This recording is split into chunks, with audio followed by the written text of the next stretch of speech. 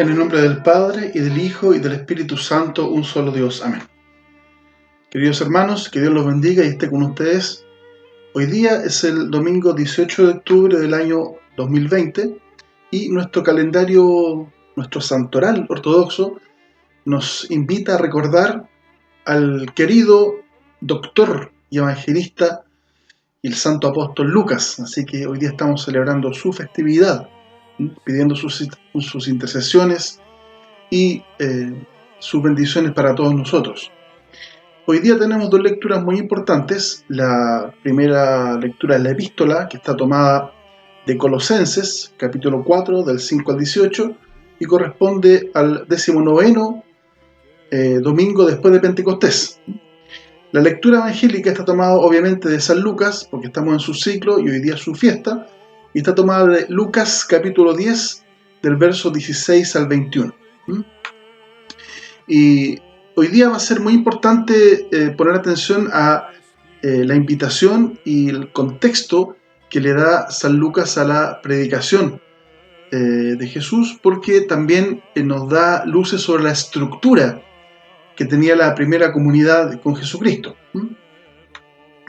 Entonces parte el Evangelio diciendo: dijo el Señor a sus discípulos, el que a vosotros escucha, a mí me escucha, y el que a vosotros rechaza, a mí me rechaza, y el que a mí me rechaza, rechaza al que me envió. Sin duda que hay una importante estructura, porque Jesús no habla por sí mismo, habla Él, pero habla en nombre del Padre, porque ha sido el Hijo de Dios, unigénito, nacido por la salvación del mundo y enviado por el Padre. Por tanto, Jesús siempre hace una referencia a su Padre. Así que es muy importante esto de cuando uno escucha a Jesús, escucha al Padre, ¿cierto? Por eso decimos, hágase tu voluntad, porque la voluntad de Jesús es la voluntad del Padre, en el cual Él se agrada, el Padre se agrada. Entonces después hay una referencia histórica administrativa, si ustedes quieren, muy importante, porque dice: los 70 regresaron con gozo diciendo: Señor, hasta los demonios se nos sujetan en tu nombre. Los 70, ¿quiénes son estos 70 mencionados? Los 70 apóstoles o discípulos son los primeros emisarios de Jesús, y que son mencionados exclusivamente en el Evangelio de Lucas, y esto es muy importante, exclusivamente por la universalidad del Evangelio de Lucas, que tocamos algo de este tema en la introducción, y ese video se los aporto en la descripción para que puedan revisarlo, la introducción al Evangelio de San Lucas. Lucas es el único que habla de estos 70 emisarios, y está en Lucas 10, del 1 al 24. Jesús tenía una estructura de funcionamiento que ha sido estudiada, ¿cierto? Ha sido revisada por muchos estudiosos, comentaristas de la Biblia, y tenemos en primer lugar el núcleo duro, si ustedes quieren, el núcleo cerrado, íntimo de Jesús, que era Jesús con sus 12 apóstoles y discípulos. Pero aparte de este grupo de los 13 principales, había un grupo que eran los 70, que hoy día Lucas los menciona y los recuerda. Más adelante vamos a ver sus características. Aparte de ese grupo de 70 habían 500, que eran los que podríamos decir que los 70 eran la avanzada de la predicación, es decir, el grupo que iba a las ciudades que estaban delante en el camino para verificar un poco la situación de la ciudad o del pueblo, ver qué ambiente había, ¿cierto? Y ver las posibilidades de entrar con la predicación.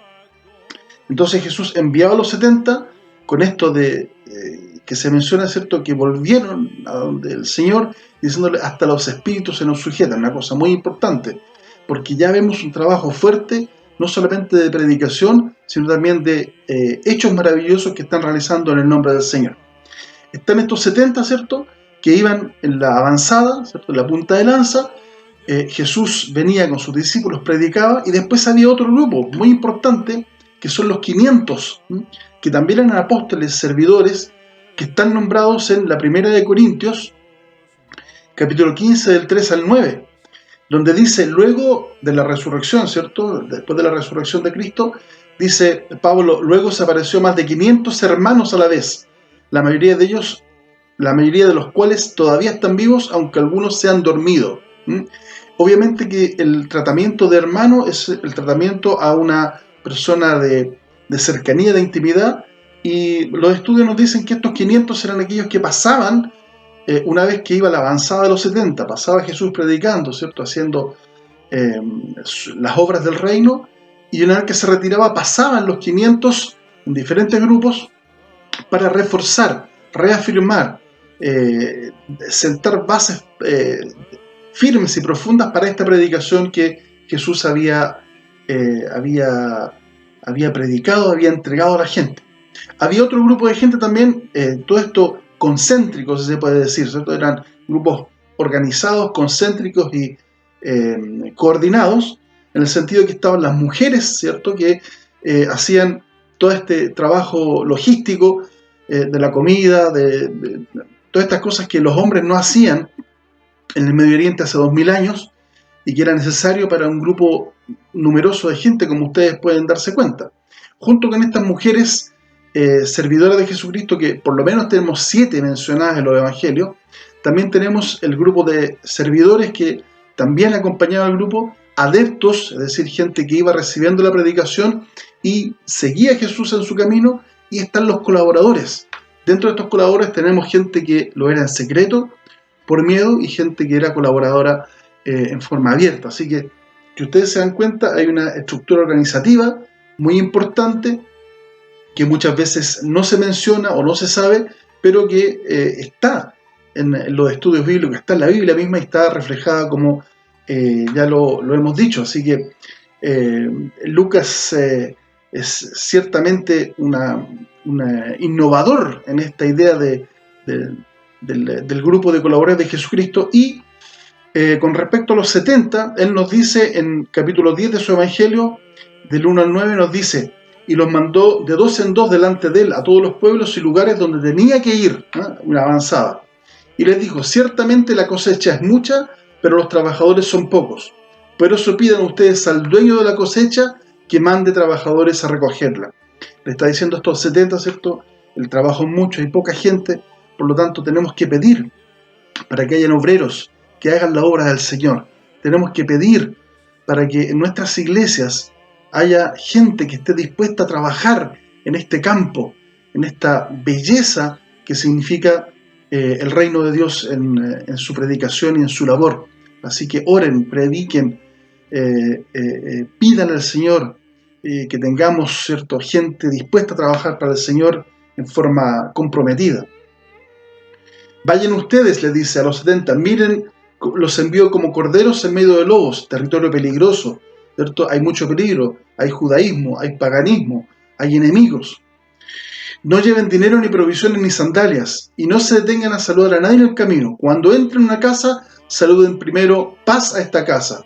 Y si ahí hay gente de paz, su deseo de paz se cumplirá. Pero si no, ustedes nada perderán. Quédense en la misma casa, coman y beban de lo que ellos tengan, pues el trabajador tiene derecho a su paga. Esta recomendación de donde estén, sean livianos, ¿cierto? No causen molestias. En lo que haya, coman, beban y sean tratados como uno más. Y no anden de casa en casa, les dice. Al llegar a un pueblo donde lo reciban, coman lo que les sirvan, sanen a los enfermos que hayan ahí, y dígales: el reino de Dios ya está cerca de ustedes. Es decir, Lucas nos pone en esta universalidad del reino de Dios, que el reino de Dios está cerca, está llegando, y tenemos que abrir el corazón para poder recibir no solamente la predicación, sino que también a la persona de Jesucristo en nosotros mismos. Continúa la lectura del Evangelio de hoy y dice algo muy bello, muy importante, cuando ellos le dicen: hasta los espíritus malignos se nos sujetan, ¿cierto? Somos capaces de controlarlos. Jesús les llama la atención, los pone un poco en la realidad y dice: sin embargo, no os regocijéis en esto de que los espíritus se os someten, sino regocijaos de que vuestros nombres están escritos en los cielos. ¿Por qué? Porque el obrero del Señor está escrito en el libro del Señor, ¿cierto?